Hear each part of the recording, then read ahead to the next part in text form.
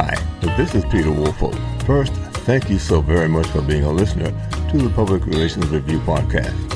I would really appreciate your leaving a review of the podcast. Let me know what you think. To make it easy, you can go directly to the podcast website, and that is publicrelationsreviewpodcast.com. There, you can go directly to the review page to leave your review. So let me know what you think of the podcast. And again, thank you so very, very much for being a listener.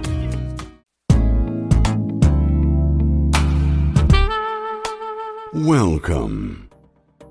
This is the Public Relations Review podcast, a program to discuss the many facets of public relations with seasoned professionals, educators, authors, and others. Now, here is your host, Peter Woolfolk. Welcome to the Public Relations Review podcast and to our listeners all across America and around the world. Now, Apple has ranked this podcast among the top 1% of podcasts worldwide. And recently, FeedSpot listed this podcast as number 13 on its top 70 best public relations podcasts in the United States. So thank you to all of our guests and listeners for your continued support. And if you enjoy the podcast, please leave a review. Question for my audience. Have you paid close attention to influencer marketers these days? How many are simply people who say what you pay them to say and not much more?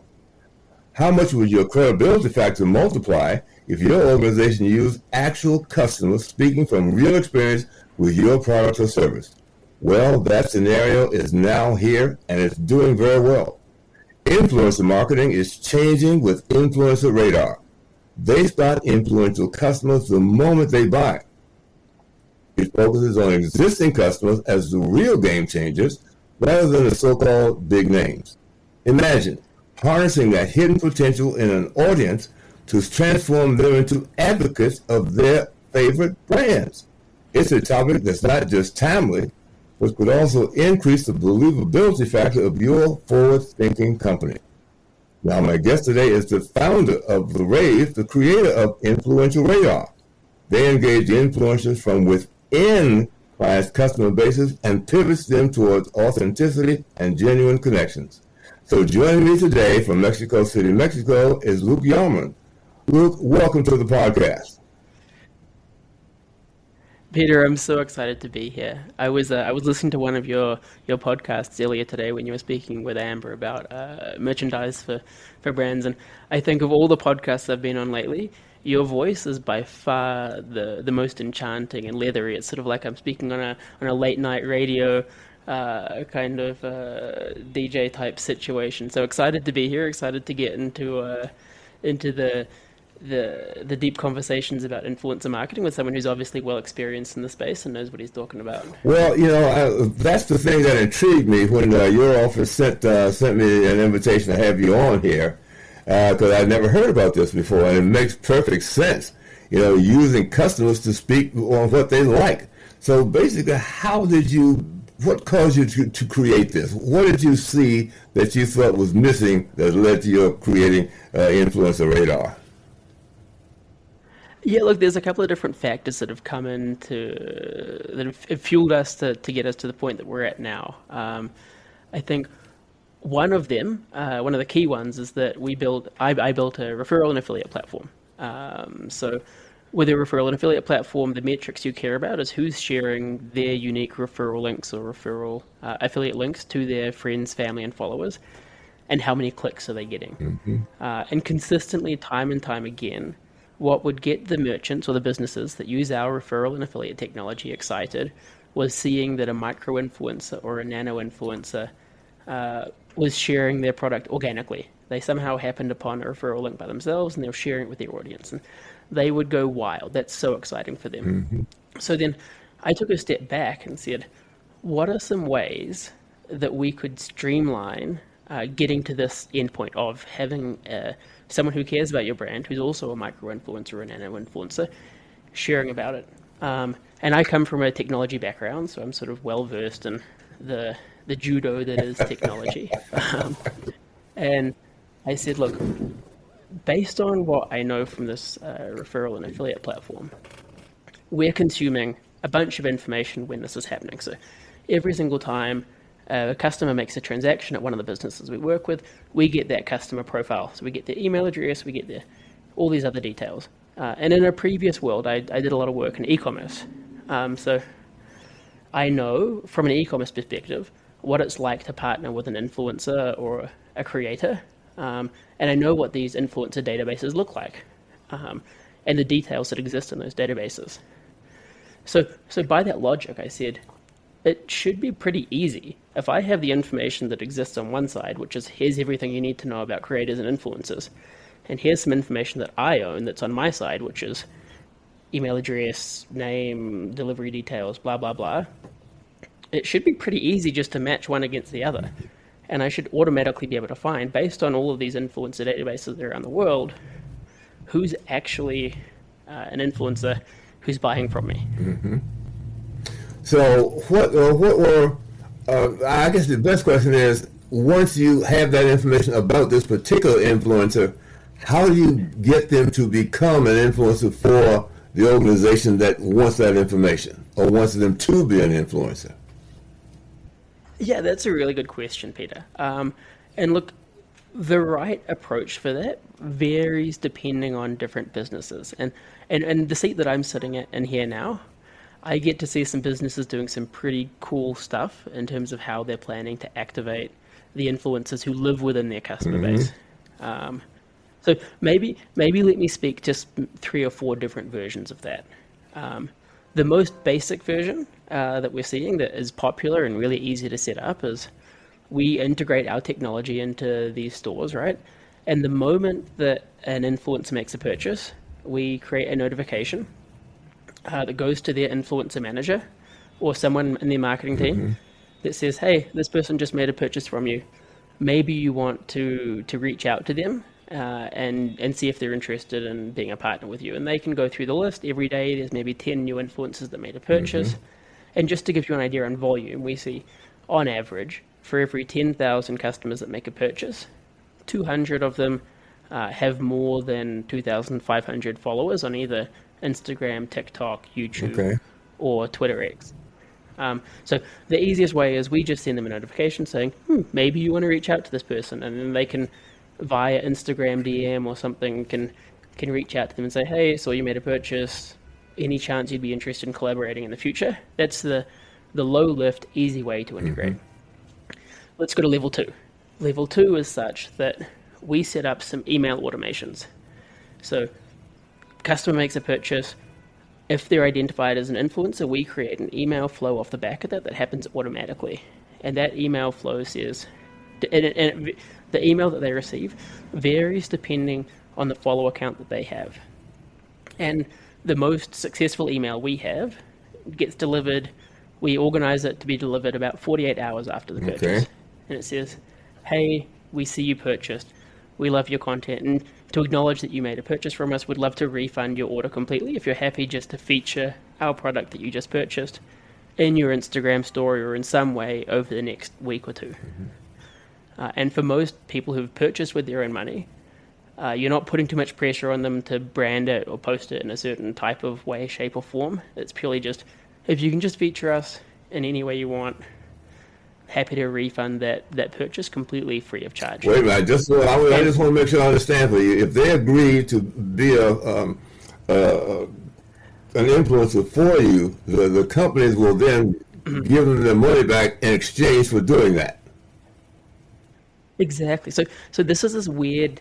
We've stumbled by accident across this weird phenomenon, which is refunds of purchase tend to be held in a different regard to cash for posting. So, for example, if you were to reach out to an influencer and say, I'm going to give you $100 for an Instagram post, most of them will tell you, no, go away, not interested. That's well below my market rate.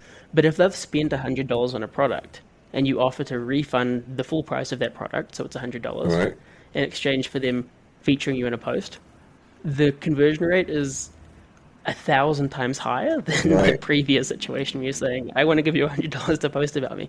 For some reason, and look, I'm sure some consumer psychologist is going to be able to tell me the exact reason why that occurs. I'm not sure about myself.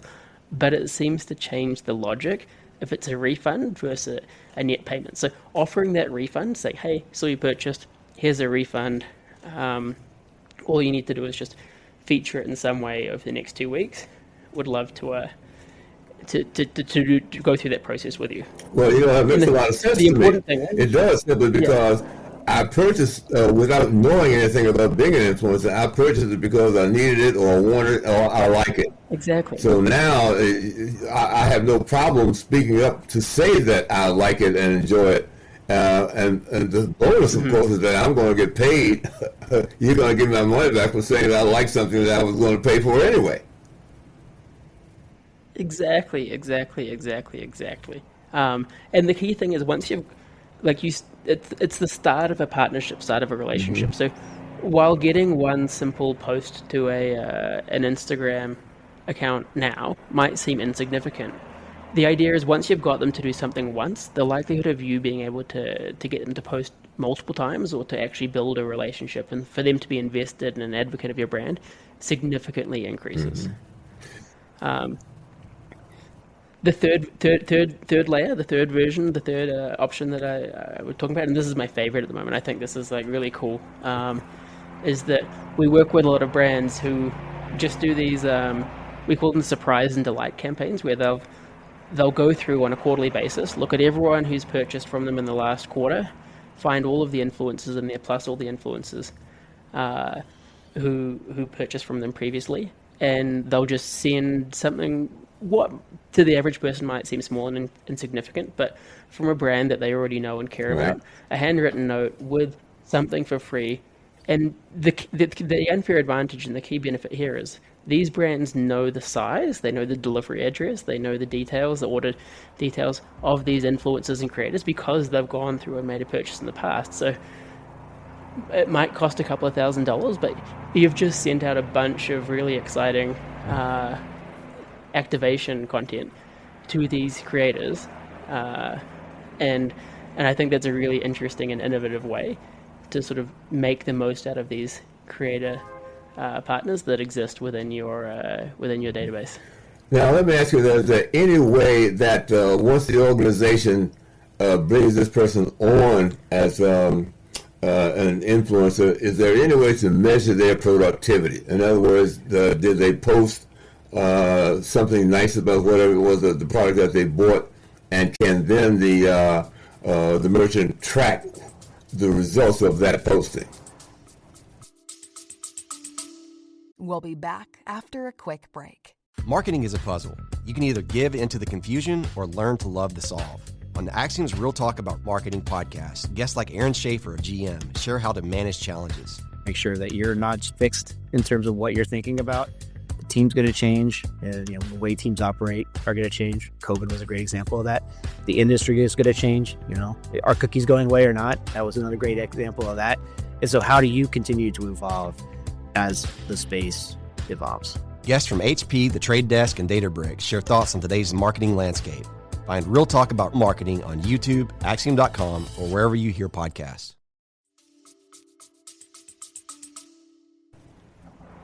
So I've got a couple of answers to that question.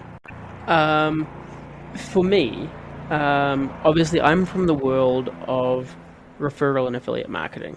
And when it comes to referral and affiliate marketing, everything is fully attributable and fully visual. So I believe that trying to encourage your creators to post a specific link that's unique to them, that allows you to track exactly how many clicks they're getting and what the engagement of those customers looks like when you get to the website, is the key, is probably the best practice and the healthiest way to go about that process.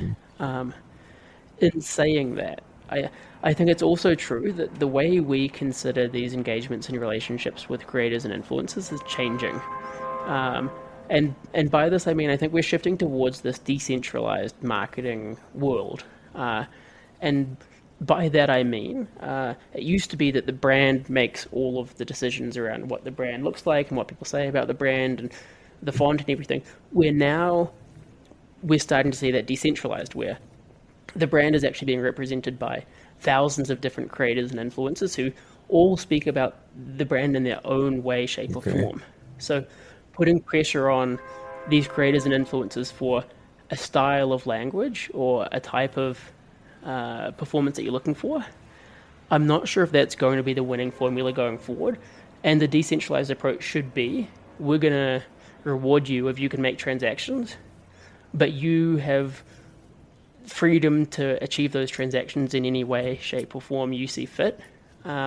We'll just make the best damn product we possibly can and let you, the creator, do what you do best, which is finding an engaged audience and telling them about our product in a way that makes sense to you and makes sense to them. Well, I'm certainly on board with that, because when information comes from somebody that you know and trust and have seen around for a long time, the believability factor is so much higher, as compared to an advertisement on TV or online or from somebody you don't know.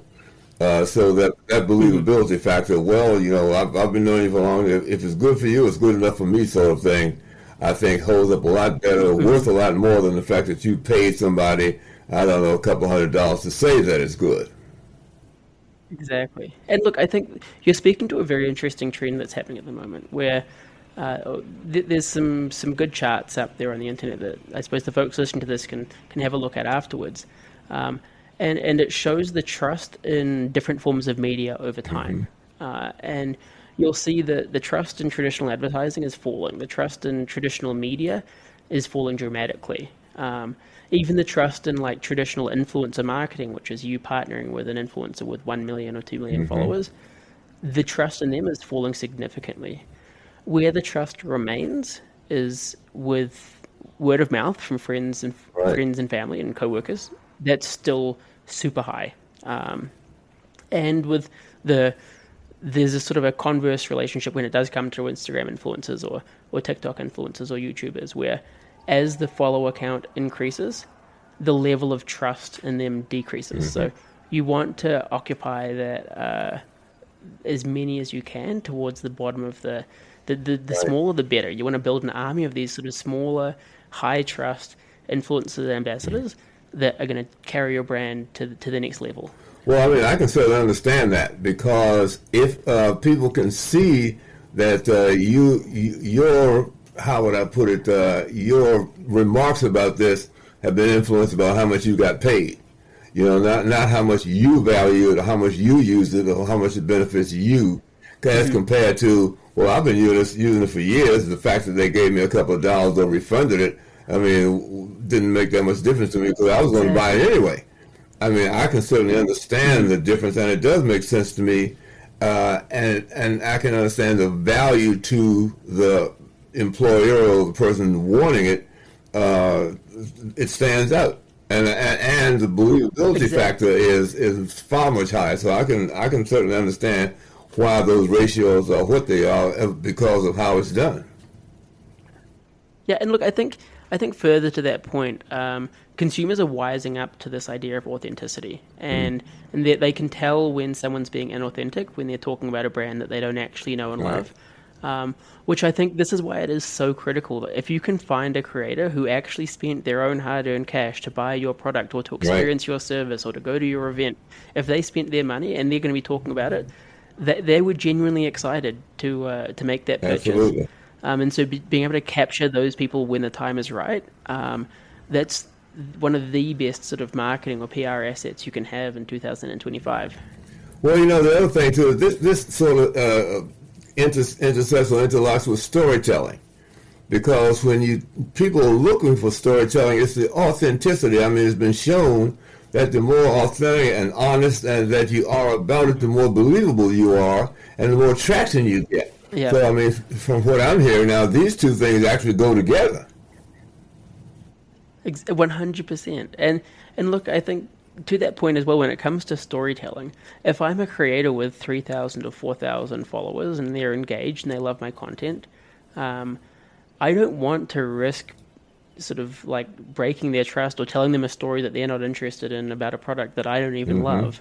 I as a small sort of like that 3,000, 4,000 follower account influencer, I want to be telling them genuine things that I love, that I know they're going to care about, that I trust completely, because that relationship I have with them is so important. and I'm not going to risk that on some cheap paid endorsement from some brand I've never heard of. Well, and it also obviously depends on who you bring on board, because there are some people that care more about how much money they make, and so just prostitute themselves to say, if that's what you want me to say, then that's what I'll say. That's a huge difference from somebody saying, hey, look, I said it because I believe in it, I've been using it for years, and I wouldn't do it if I didn't believe in it. Those are two different things. And the believability factor and whoever brought you on board adds to their credibility because you brought on somebody that also believes it. Yeah, look, I think that's a short-sighted approach, where if you're just going to sell out to whoever wants Right. to pay you the most money, people are going to start realizing that it's not genuine and it's not real. And look, the same applies to these brands who are starting to get AI influencers, like fake avatars that are talking about the brand pretending to be an influencer. Again, short-sighted approach. It's not real. It's not genuine. People are going to see through that. Well, and these are the things that I think, as you pointed out earlier, consumers are catching on to this now. AI is going to get to the point that if it's misused, it's going to damage your product or your service, because people can see through some of these things.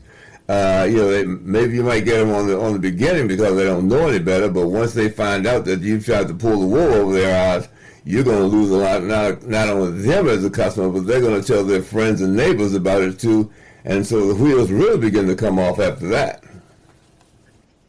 Look, I think that's one of the most insulting things you can do as a brand, is to try and pull the wool over your customers' eyes and give them a fake endorsement or like a fake story about a product. If you're a good brand that makes a good product or a good service or a good experience, you should have no trouble finding people to tell that story to the world. That's the way the world works now, is that these snippets exist on social media. You should have no trouble. And what we're doing is just, for these good brands that make good products and tell good stories, we help them find the people that are happy to tell that story.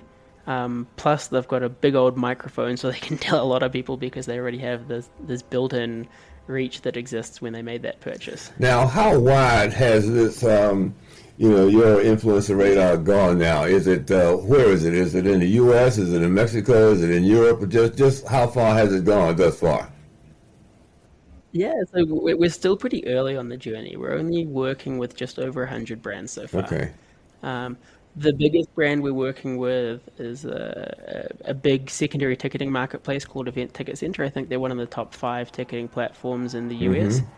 We're working with a bunch of interesting e-commerce stores, the likes of some of them you might have heard of in the Shopify space, sort of around that enterprise scale level. One of them's Form, one of them's a nice yoga company called Stack. There's a bunch of them that exist in that space. But we're sort of rapidly ramping up, and our bread and butter is in e-commerce, but we're looking to grow beyond that. So anyone that has a customer list of 10,000 customers or more can usually see pretty good value in what we're doing here.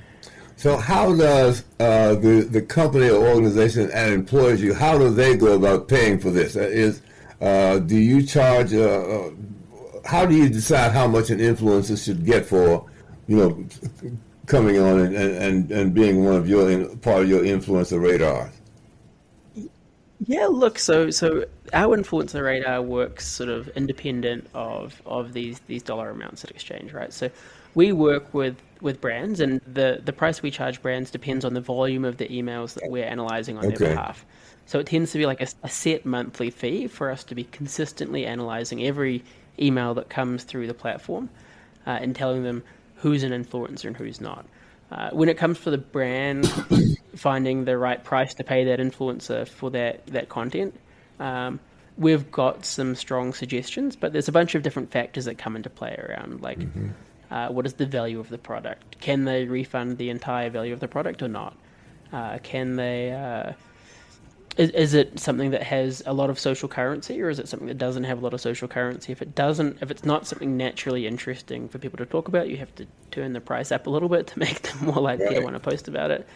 And there's a few different ways that you can sort of put that together. And then obviously to that previous point around the way we price, we can also do massive retrospective looks. So just this week we've onboarded a business that has just over 1 million customers in the email database. So we've gone through that entire customer list and found a cohort of thousands of creators that have purchased over the last 4 or 5 years, that they now have a really engaged email list of all the creators that ever purchased from them, where they're exclusively getting creator offers. Okay. Well, Luke, let me say this. You have been great in letting us know about Influencer Radar. If someone wants to get more information about it, how would they reach you? Yeah, look, you can visit us at therave.co. That's our website, therave, therave.co. Feel free to email me directly, luke@therave.co, or you can find me on LinkedIn. I imagine my LinkedIn profile is going to be attached to the show notes of this podcast. Mm-hmm. Well, let me say this. I think, our listeners are really going to appreciate this, because this is, when I got the information about what you did, I said, wow, this is spectacular. And this is the kind of thing that I like to bring to my audience, because they like to hear this kind of stuff. It's something new, and more important, it's something they can possibly use. That's the most important part about this thing. So I want to thank you again for reaching out and for coming on and being a guest on the Public Relations Review podcast. Look, Peter, I'm so happy to be here. And look, if anyone's even slightly interested in hearing more, feel free to reach out to me directly. Look, the technology is still super new, and we're still working out what the right direction is to take it, what features we need to add. So if anyone feels strongly or has any ideas, don't be a stranger. Jump into my inbox and let's sit down and have a conversation, not dissimilar to the conversation I've had with Peter right here. Well, let me say again, thank you to Luke Yarland. He is the founder of the Influencer Radar. And if you've enjoyed it, we certainly suggest that you reach out to him and get more information as to how it can benefit you. And of course, if you, the listener, you've enjoyed the podcast, we'd certainly like to get a review from you. And you can do that by going right to our website. But also, let me say, please share this information with you and your colleagues, and join us for the next edition of the Public Relations Review podcast. This podcast is produced by Communication Strategies, an award-winning public relations and public affairs firm headquartered in Nashville, Tennessee. Thank you for joining us.